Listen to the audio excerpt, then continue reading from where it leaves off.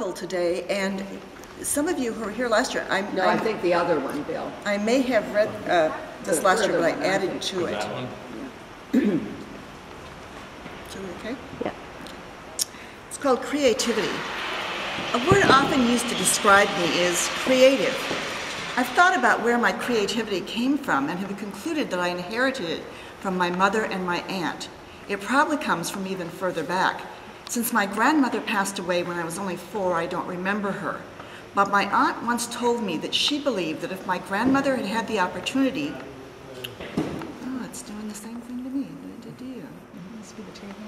Must be.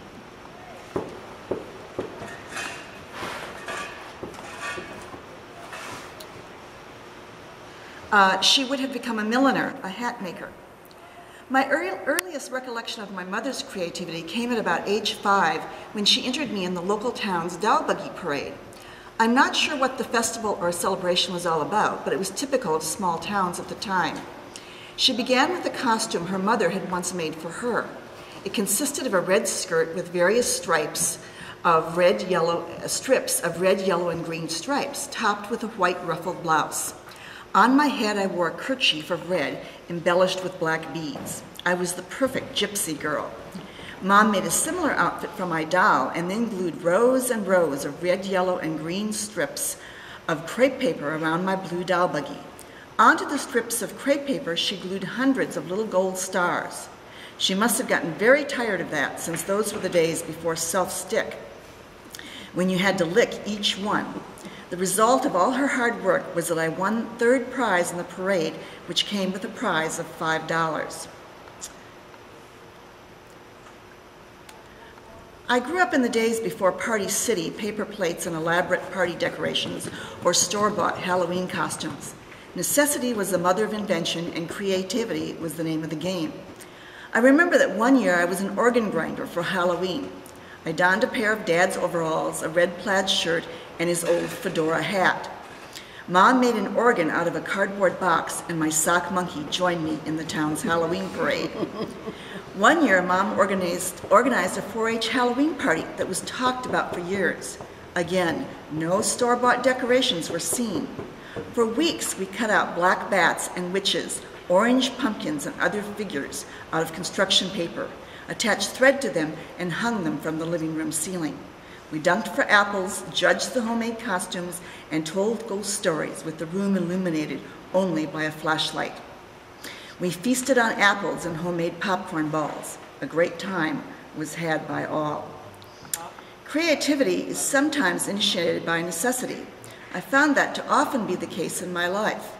I rarely had new clothes growing up unless they were made by Mom. My senior prom dress was a thrift store find, but I didn't mind, as it was a gorgeous floor-length ball gown of ice blue taffeta with a bodice of ribbon and seed pearls. I wore it with elbow-length white gloves. As I was getting into it the night of the prom, the zipper broke.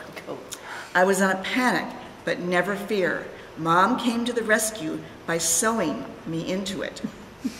Later the next week, the zipper was replaced, and I wore it to many of my college formal dances. When we were first married, we lived in homes owned by Hamline University. The free rent was part of my salary as assistant director of the International Center there. The first house we lived in housed the International Center on the 1st floor. On the 2nd floor, there was a 2-room apartment for visiting guests, and our apartment that consisted of a small kitchen, living room, bath, and bedroom. The bath had no windows, so in order to brighten it up, we papered it with hot pink patterned contact paper, as wallpaper was too expensive. Our favorite weekend activity was prowling around at garage sales and estate sales. Unbeknownst to us, we even got our picture in the paper one Sunday buying crystal goblets at a Minneapolis estate sale. While in Japan, Bill built bookcases for our books and collectibles that lined the walls of our living room. I had sewed drapes to cover our big balcony sliding door. We scoured second-hand stores and temple fairs for furniture and dishes.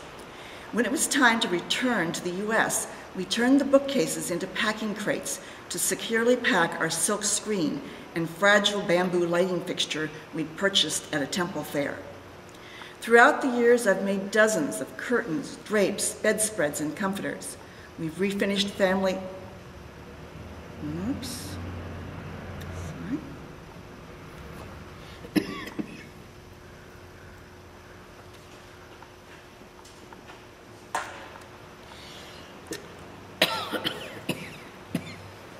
We've refinished family antiques on a few we've purchased. As director of the Promise Program Ministry, I was charged with responsibility of turning a space that housed an unused Olympic-sized swimming pool into a learning center for our program. I turned the space into a computer lab, classrooms, offices, a reception area, and a student lounge.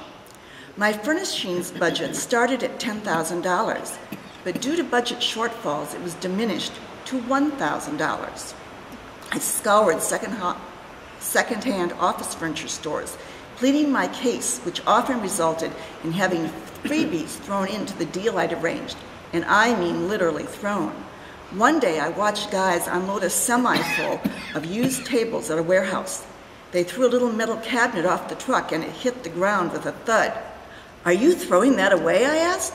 "Sure, do you want it?" I quickly responded, "Yes." We banged out the dents and it served as our storage cabinet for copy paper for years. I was able to get free remnant wallpaper rolls at a high-end decorating salon that my staff and I used to enhance the classroom walls. I haunted thrift stores, garage sales, and Goodwill stores for paintings and posters for the walls. I hung a large tapestry of velvet pieces on the large wall in the student lounge and framed the picture window in my office with purple shears. Visitors to the program often commented on the space housed in a nondescript old brick building in the middle of a rundown neighborhood. They noticed how calm and beautiful the space was. It was important to me that we provide a safe, calm oasis for our students to learn and heal. God blessed us in so many ways by stretching the dollars miraculously.